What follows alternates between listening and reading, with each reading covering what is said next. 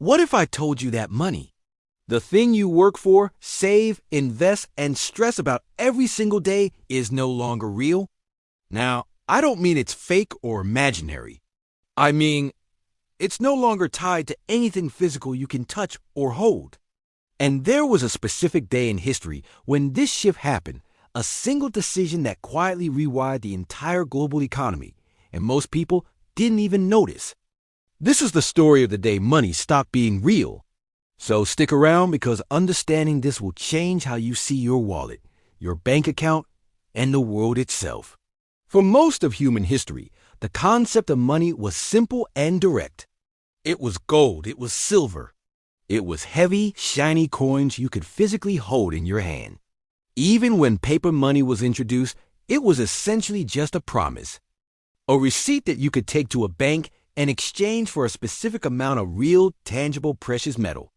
If you held a dollar bill, it represented something solid and valuable. Trust wasn't just a vague idea. It was guaranteed by a vault full of gold. This system, known as the gold standard, provided a sense of security and stability. The value of your money was anchored to something physical and finite. But as the world modernized and economies began to expand at an unprecedented rate, this seemingly perfect system started to show its cracks. The world, it turned out, was starting to outgrow gold. By the time the 20th century rolled around, we hit a problem that nobody really talks about. Global trade was exploding. Populations were booming. Economies were expanding faster than ever before. But the amount of gold in the world, that wasn't growing. There simply wasn't enough physical metal to support all this new activity. Nations were printing more money to fund everything from social programs to global wars, but their gold reserves couldn't keep up. Money, which was supposed to be the lubricant of the economy, was suddenly becoming a bottleneck. It was holding progress back. Countries were faced with a stark choice: either deliberately slow down their economic growth to match their gold supply, or find a way to bend the rules. They chose to bend the rules. The old system was about to break. The day everything changed was August 15, 1971. On that evening, United States President Richard Nixon appeared on national television and made a shocking announcement. He declared that the United States would be temporarily suspending the convertibility of the U.S. dollar into gold. This was a monumental decision. It meant that foreign countries could no longer show up with a pile of U.S. dollars and demand gold in exchange. This temporary suspension, however, became permanent. In that single moment, the gold standard was effectively dead. The U.S. dollar, the world's reserve currency, was officially backed by, well, nothing. No metal. No physical asset. It was backed only by the full faith and credit of the U.S. government. In other words, just trust. And because the dollar was so central to the global economy, the rest of the world had no choice but to follow suit. This was the birth of modern fiat money, currency that has value simply because a government says it does, and because we all believe it. Money was no longer an object, it was an idea. Now here's the twist in the story that might surprise you. This wasn't necessarily a mistake or a conspiracy. In fact, many economists argue it was an absolutely necessary evolution. Freeing money from the rigid constraints of gold allowed for a much more dynamic and flexible financial system. It enabled governments and central banks to respond more effectively to economic crises, like a recession.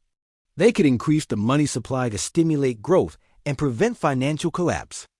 This flexibility fueled incredible innovation, global expansion, and a standard of living that would have been unimaginable under the old gold-backed system.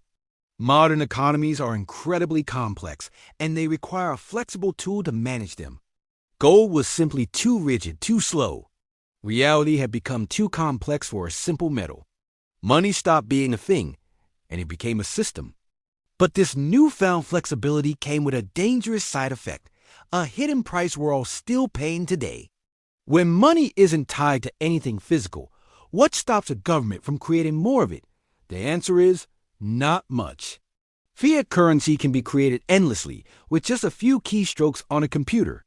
This power can lead to some serious problems. Inflation, the slow erosion of your money's purchasing power, becomes a quiet, almost invisible tax on your savings. And government debt can grow to astronomical levels without the hard limit that gold once provided. The entire system works wonderfully as long as everyone maintains their trust in it. But if that trust ever cracks, the foundation of our entire economy could be at risk.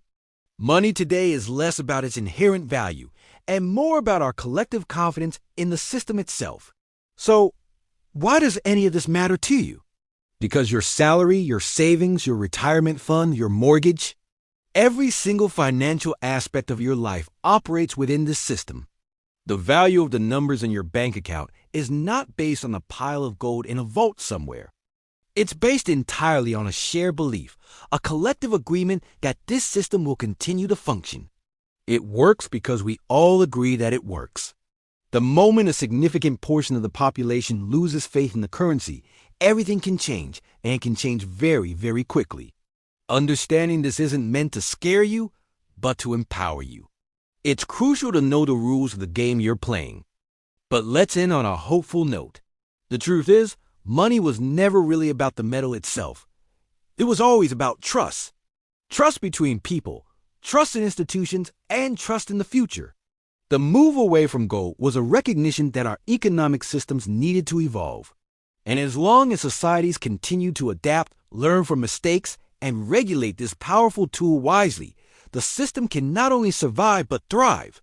Money didn't become fake on that day in 1971. It just became more human, with all the brilliance, flexibility, and fragility that implies. Thanks so much for watching. If you found this interesting, hit that like button and subscribe for more deep dives into how the world really works. See you next time.